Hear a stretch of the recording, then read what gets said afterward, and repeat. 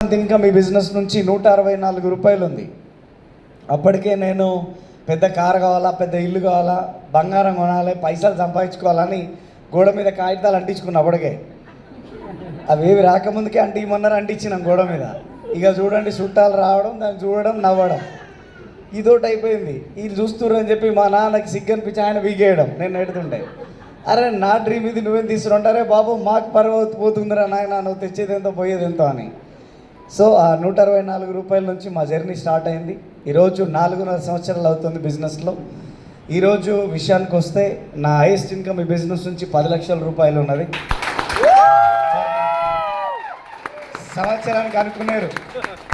సంవత్సరానికి అనుకునేరు అది నెలకే. సో అంటే ఏదైనా అంటే ఒక మొక్కలోని ఆత్మవిశ్వాసంగా ఒక వ్యక్తి ముందుకు వెళ్ళగలిగితే ఖచ్చితంగా సక్సెస్ చేశారు. అవునా కదా? సో అట్లనే ఈ బిజినెస్ నుంచి ఒక మంచి లగ్జరీ కార్ పర్చేజ్ చేసుకున్నాము.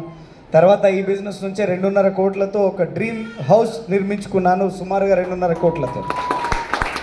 సో ఇంతకుముందుకు అంటే ఒక 3 సంవత్సరాలు 4 సంవత్సరాల నుంచి సినిమా థియేటర్కి వెళ్ళే వాళ్ళం కాదు. ఎందుకంటే డబ్బులు ఉండేవి కావు. డబ్బులు ఉంటే బండ్లో పెట్రోల్ పోసుకోవాలా, లేదంటే ఇంత తినాలా, పోయి ప్లాన్లు చెప్పి రావాలా, అదే ఉండేది. సో ఎప్పుడు నీకు లైఫ్లో ఎంజాయ్ అంటే తెలియదారా, నువ్వు మంచివారా, నువ్వు అట్లా నువ్వు ఇట్లా అని చెప్పి చాలామంది నా ఫ్రెండ్స్ అంటుండే. పరిగాశానికి వాళ్ళతో అన్నారే, నాకెందుకురా ఇప్పుడు సినిమా, రేపు ఇంట్లో కట్టుకుంటే ఇంట్లోనే సినిమా థియేటర్ పెట్టుకుంటా అని చెప్పిన. సో ఆ మాట నిజమైంది. మా ఇంట్లో సినిమా థియేటర్, బార్ కౌంటర్ కూడా ఉన్నాయి. ఇప్పుడు బాగుంటుంది కదా, మనిషికి కావాల్సింది. అవునా కదా? డ్రీమ్ ఫుల్ఫిల్ అవ్వాలి. అవునా కదా? ప్రతి ఒక్కరికి ఉంటుంది ఆ డ్రీమ్, కానీ అందరు నెరవేర్చుకుంటారా? నెరవేరుతాయా? కానీ ఈ బిజినెస్ని గట్టిగా నమ్మి ఒక 4 సంవత్సరాలు పనిచేయగలిగితే చాలు, మన కళలన్నీ నెరవేర్చుకోవచ్చు ఇక్కడ నుంచి. దాంతోపాటుగా ఈ బిజినెస్లో నేను ఒక్కడిని స్టార్ట్ చేయను. నేను 120 మందికి ప్లాన్ చెప్తే అందులో 4 బిజినెస్లో వచ్చినారు. 116 మంది బిజినెస్లోకి రాలేదు. పైగా వాళ్ళు కూడా నేను చెప్పిన సమాధానమే నాకు చెప్పారు, ఎవడరా నువ్వు, ఎవడైతే ఈ బిజినెస్ వర్కౌట్ కాదు, వెళ్ళిపోను కూడా అని చెప్పి చాలామంది చెప్పుండే. కానీ అసలు అంటే డౌట్ఫుల్గా ఉండే. కానీ ఒకటే మొక్కవోని ఆత్మవిశ్వాసంతో ముందుకు పోదామని ఆలోచనతో వచ్చినాం. నేను ఒక్కటిగా స్టార్ట్ అయినాం. 1000 మంది, 10,000 మంది, 1,00,000 మంది అట్లా దాటుకుంటూ ఈరోజు నా ఆర్గనైజేషన్లో 2,16,000 మంది డిస్ట్రిబ్యూటర్స్తో ఈరోజు సక్సెస్ఫుల్ అయినాం. వెస్టీజ్లో ఇక్కడ చాలామందికి వెస్టీజ్లో చాలామందికి తెలియని విషయం ఏమున్నదంటే, వెస్టీజ్ డబ్బులు ఎక్కడి నుంచి ఇస్తుంది. ఉందా డౌట్ అందరికీ? నాకు కూడా ఉండే, ఎందుకంటే ఆ డౌట్లతోనే వచ్చిన బిజినెస్లోకి. సో ఆ డౌట్ ఖచ్చితంగా నేను క్లారిటీ ఇస్తాను. వెస్టీజ్ ఎవరి డబ్బులు తీసుకోవట్లేదు, ఎవరికి డబ్బులు ఇవ్వట్లేదు. ఇంత ముందుకు విష్ణు గారు బోర్డు పైన చెప్పినప్పుడు మనకు కిరాణా షాప్ నుంచి మ్యానుఫ్యాక్చర్ వరకు ఎంత డబ్బు లాస్ అవుతుందో చూపించారా మీకు? 10 రూపాయలు C&F ఏజెంట్ తింటా ఉన్నారు, 10 రూపాయలు డిస్ట్రిబ్యూటర్ తీసుకుంటున్నాడు, 10 రూపాయలు హోల్సేలర్, 10 రూపాయలు రిటైలర్ తీసుకుంటున్నాడు. ఐశ్వర్యరాయ్ వచ్చి 20 రూపాయలు ఎత్తుకుపోతుంది. అవునా? అవునా కదా? సో ఆ 60 రూపాయలు ఎక్కడైతున్నాయో ఆ 60 రూపాయలని వారికి ఎందుకు ఇవ్వాలి? అదే పని మీరు చేయండి, 60 మీరే తీసుకోండి అంటుంది కంపెనీ.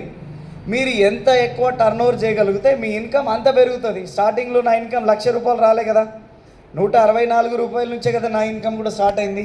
సో 10 మంది బిజినెస్ చేసినప్పుడు మన ఇన్కమ్ 1000 రూపాయలు, 100 మంది బిజినెస్ అవుతున్నప్పుడు మన ఇన్కమ్ 10,000, 1000 మంది బిజినెస్ అవుతున్నప్పుడు మన ఇన్కమ్ వచ్చేసరికి 1,000 రూపాయలు, 1,00,000 మందికి వచ్చింది కాబట్టి మన ఇన్కమ్ కూడా 1,00,000 రూపాయల, లక్షలలో ఇన్కమ్ రావడం జరుగుతుంది. ఇక్కడ ఎవరు డబ్బులు ఎవరికి ఇవ్వడం కానీ, ఎవరు మోసం చేయడం కానీ. ఇంకొకటి చాలామంది ఏమనుకుంటారంటే, మీకు బయట జనాలు కూడా చెప్తుంటారు, ఒరే బిజినెస్లలో పైన ఉన్నోళ్ళకే పైసలు వస్తాయి, కింద ఉన్నోళ్ళకి పైసలు రావు. వింటున్నారా? చెప్తారు, ఇవన్నీ చాలామంది చెప్తారు. ఒక్కసారి ఆలోచన చేయండి, మరి పైకి పోవాలి ఒక లీడర్ అంటే ఏం చేయాలా? పద్మాసనం వేసుకొని ఓంకారం చదివితే పోతారా? పైకి పోతాడా? ఈరోజు నేను ఈ లెవెల్కి వచ్చినానంటే ఎంత టైం పట్టింది? సుమారుగా 4.5 సంవత్సరాలు, 5 సంవత్సరాలు పట్టింది కదా. మరి ఈ 5 సంవత్సరాల కష్టం చేస్తేనే కదా ఇక్కడ దాకా వచ్చింది. అవునా కదా? దేవరకద్రలో అందరు హిందీకే అర్థమయ్యేటట్టుంది. ఏమో చాలా టైట్ కూర్చున్నారు జనాలంతా. అవునా కదా? సో నిజమేనా నేను చెప్పేదాన్ని? సో ఒకటే, మిమ్మల్ని మీరు నమ్మండి. ఇప్పుడు ఇక్కడ నుంచి మీరు ఇంటికి వెళ్ళిపోగానే పక్కింటి వాళ్ళు ఊరుకోరు కదా. సో వాళ్ళు ఏమంటారంటే, వదిన గారు ఎడుకో పోయిచ్చినారంటారు. వెంటనే మనం గమ్మునుంటామా? మేము వెస్టీజ్ మీటింగ్ పోయిచ్చినామంటాం. ఓ వెస్టీజా అంటారు వాళ్ళు, పక్కకి వెళ్ళిపోతారు. మనం అడుగుతాం వెంటనే, ఓ వెస్టీజా అన్నావు ఏమైంది అని.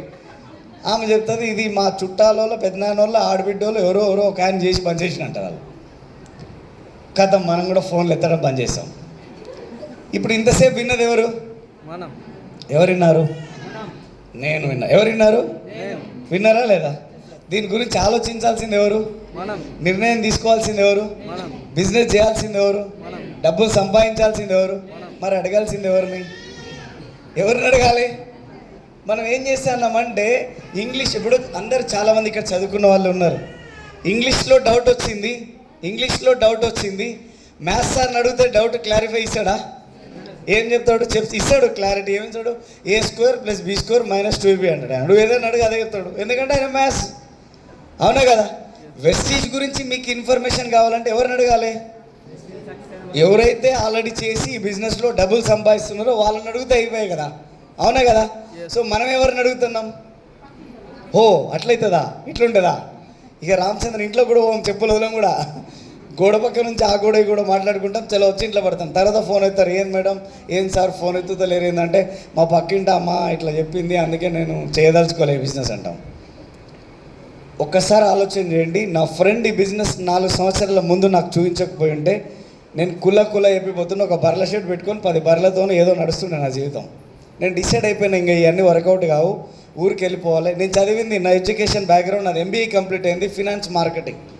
సో ఎడ్యుకేషన్ చేసుకుంటున్నప్పుడే నాకు జాబ్ వచ్చింది, జాన్సన్ అండ్ జాన్సన్. చాలామంది తెలుసా, చిన్నపిల్లల పౌడర్ డబ్బాలు అవన్నీ ఉంటాయా? సో అందులోనే నాకు జాబ్ వచ్చింది చదువుతున్నప్పుడే. సో అందులో కొన్ని రోజులు జాబ్ చేశాను, కానీ జాబ్ సాటిస్ఫాక్షన్ లేక, అంటే ఏదైనా డబ్బులు సంపాదించాలి